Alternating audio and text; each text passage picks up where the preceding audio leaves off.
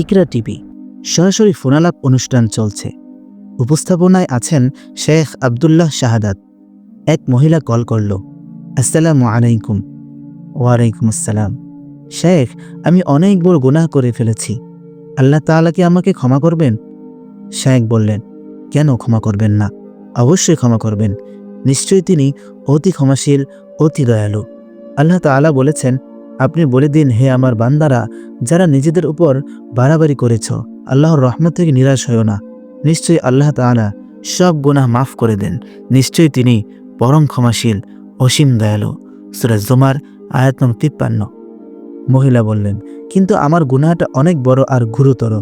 আমার মনে হচ্ছে আল্লাহ কিছুতেই আমাকে ক্ষমা করবেন না। শায়েখ বললেন, না বোন, আপনি এমনটা ভাববেন না। আল্লাহ তাআলা বলেছেন, নিশ্চয়ই আল্লাহ তার সাথে শিরিক করাকে ক্ষমা করেন না। এছাড়া আর সব পাপ তিনি যাকে ইচ্ছা ক্ষমা করে দেন। আর যে ব্যক্তি আল্লাহর সাথে শিরিক করে সে ঘোরতর ভ্রান্তিতে পতিত হয়। সূরা নিসা আয়াত নং 116। তারপর মহিলা বললেন, আমি 7বার হজ করেছি, কিন্তু এই পর্যন্ত একবারও কাবাগর নিজ চোখে দেখতে পাইনি। আমি হ্যারেমে প্রবেশ করার পর তাওয়াফকারীদেরকে দেখি, কিন্তু কাবাগর দেখতে পাই না। এমনকি একজন আমার হাত ধরে কাবা শরীফ ছুঁয়েও দেখিয়েছে। আমি হাত দিয়ে কাবা ধরতে পেরেছি, কিন্তু কাবা আমার সামনে দৃশ্যমান হয়নি। শায়েখ বললেন, তাহলে তো দেখা যাচ্ছে আপনার পাপটা সত্যিই গুরুতর। বলুন তো, কি এমন পাপ করেছেন? নিশ্চিত হয়ে বলুন, যাতে আমার বুঝতে সুবিধা হয়। তখন মহিলা বললেন, আমি অশ্লীল কাজে লিপ্ত ছিলাম। বিয়ের পরও অনেকবার হয়েছে।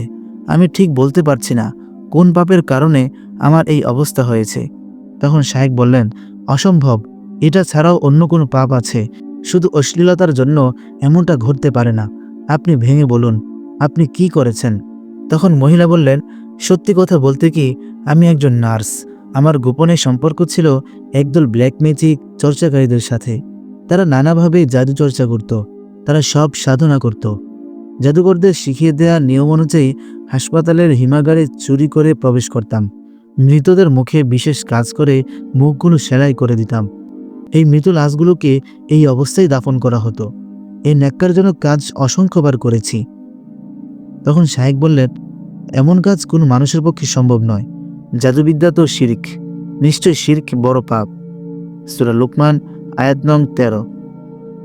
2 সপ্তাহ পরে ইকরা অনুষ্ঠানে একটা ফোন আসলো। আসসালামু আলাইকুম। ওয়ালাইকুম আসসালাম। হ্যালো শায়েখ, 2 সপ্তাহ আগে একজন মহিলা ফোন করেছিলেন, আমি তার সন্তান। তখন শায়েখ বললেন, জি বাবা, চিনতে পেরেছি, বলো কি খবর?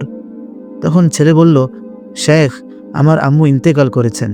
তার মৃত্যুটা স্বাভাবিকভাবেই হয়েছে, কিন্তু দাফনের সময় এমন একটা ঘটনা ঘটেছে, আমরা কেউ ধারণাও করতে পারিনি এমনটা কখনো ঘটতে পারে। তখন শায়েখ জিজ্ঞাসা করলেন, কি ঘটনা? ছেলে বলল, জানাজার পর আমরা কবরস্থানে গেলাম। লাশ কবরে নামাতে গিয়েই বিপত্তি বাঁধল। আমরা কবরে নামলেই কবরটা সংকুচিত হয়ে আসে। লাশ বের করলে কবরটা আবার ঠিক হয়ে যায়। আবার লাশ নামালে কবরটা সংকুচিত হয়ে যায়। এমনকি আমাদের পক্ষে ভেতরে দাঁড়ানো অসম্ভব হয়ে দাঁড়িয়েছিল। এই ঘটনা দেখে সাথে যারা ছিল ভয়ে পালিয়ে গেল। তারা বলল, তোমার মা হয়তো এমন কোনো কাজ করেছে যে কবর তাকে গ্রহণ করতে যাচ্ছে না। আমি বসে বসে কাঁদতে লাগলাম। এমন সময় দেখলাম একজন বৃদ্ধ লোক আসলেন। তার পোশাক ছিল অত্যন্ত উজ্জ্বল আর শুভ্র। দেখলেই মন ভালো হয়ে যায় এমন একজন মানুষ। তাকে দেখেই আমার মনে হলো আমার সামনে একজন ফেরেশতা দাঁড়িয়ে আছেন। বিশেষ করে তার কথা শুনে বিশ্বাসটা আরও বদ্ধমূল হলো। তিনি বললেন, তোমার আম্মুকে যেভাবে আছে সেভাবেই রেখে চলে যাও, পেছনে ফিরে তাকাবে না। আমি কোনো কথা না বলে চলে আসলাম। কিছু দূর আসার পর আমি আর কৌতূহল দমন করতে পারলাম না। আমার মায়ের কি হলো সেটা না দেখে বাড়ি যেতে মন টানছিল না। পেছনে ফিরে তাকালাম, দেখলাম আকাশ থেকে প্রকাণ্ড এক অগ্নিগোলক ছুটে আসলো। চোখের নিমিষেই আম্মার লাশটাকে পুড়িয়ে ছাই করে দিল। খাটিয়া সহ পুড়ে ছাই হয়ে গেল। আগুনের উত্তাপ এত প্রবল ছিল যে এত দূর থেকেও আমার মুখটা ঝলসে গেল। শুধু 2 চোখ অক্ষত রইল। আমি চিন্তিত হয়ে গেলাম, আমার চেহারা কেন ঝলসে গেল? আল্লাহ কি আমার প্রতি নারাজ? তখন শায়েখ বললেন, প্রিয় বৎস, সম্ভবত আল্লাহ তাআলা মায়ের পাপ থেকে তোমাকে পবিত্র করতে চেয়েছেন। তুমি তো তোমার মায়ের হারাম উপার্জনেই বড় হয়েছ। আল্লাহ তাআলাকে ভয় করো। তার কাছে ক্ষমা চাও। আল্লাহ তাআলা তোমার জন্য যা দিয়েছেন তা নিয়ে সন্তুষ্ট থাকো।